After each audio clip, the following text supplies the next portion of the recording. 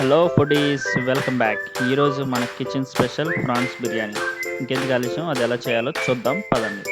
ముందుగా ఒక బౌల్ తీసుకోవాలి. ఈ యొక్క బౌల్లో 2 లేదా 3 టేబుల్ స్పూన్ల ఆయిల్ తీసుకోవాలి. ఆయిల్ తీసుకున్న తర్వాత ఈ ఆయిల్ బాగా వేడెక్కే వరకు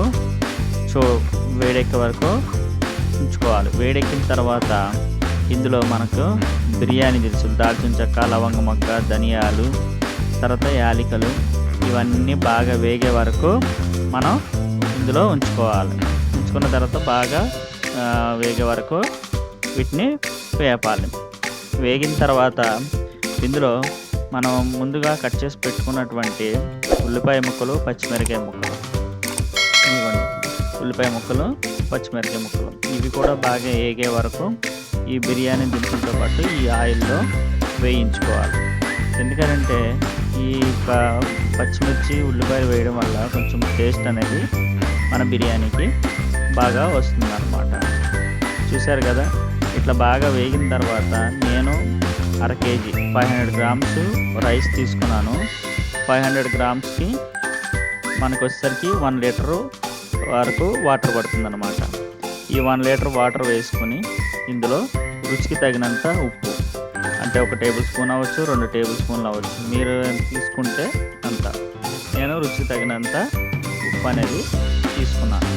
ఈ ఉప్పు వేసుకుని ఈ దినుసుల్లో బాగా కలిసేలాగా ఉంచుకోవాలి. ఇప్పుడు ఈ యొక్క మంటని హై ఫ్లేమ్లో ఉడికించుకోవాలన్నమాట. చూశారు కదా, ఇలా బాగా వేడెక్కిన తర్వాత ఇందులో కడిగి పెట్టుకున్నటువంటి రైస్, బియ్యం, బాస్మతి బియ్యం 500 grams నేను ఈ యొక్క మరిగినటువంటి బిర్యానీ దినుసు నీళ్ళలో వేసాను అన్నమాట. ఇప్పుడు ఈ యొక్క వేసుకున్న తర్వాత ఈ బియ్యాన్ని, దినుసులు బాగా కలిపేలాగా కలుపుకోవాలి. కలిపిన తర్వాత ఈ యొక్క మంట అంతా కూడా హై ఫ్లేమ్లో పెట్టుకోవాలి. ఇలా హై ఫ్లేమ్లో పెట్టడం వల్ల ఏమవుతుందంటే మనకి రైస్ ఉడుకుతుందన్నమాట. ఇట్లా మనకి 90% 80% వరకు ఉడికించుకున్న తర్వాత ఈ రైస్ని పక్కన పెట్టుకున్న తర్వాత మనం వేరొక బౌల్ తీసుకొని ఆ బౌల్లో మనం తీసుకున్నటువంటి 500 grams రైస్లో 80% ఉడికిన రైస్ని ఈ గిన్నెలో ఒక లేయర్లో వేసుకోవాలి. చూడండి, నేను వేరొక గిన్నెలో తీసుకొని లేయర్లా వేసాను.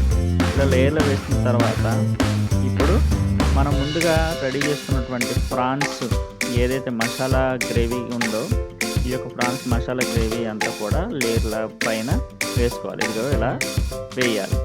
ఇలా వేసి మిగిలినటువంటి రైస్, అంటే ఉడికినటువంటి మిగిలిన రైస్ అంతా కూడా ఈ యొక్క ప్రాన్స్ పైన వేసుకోవాలి.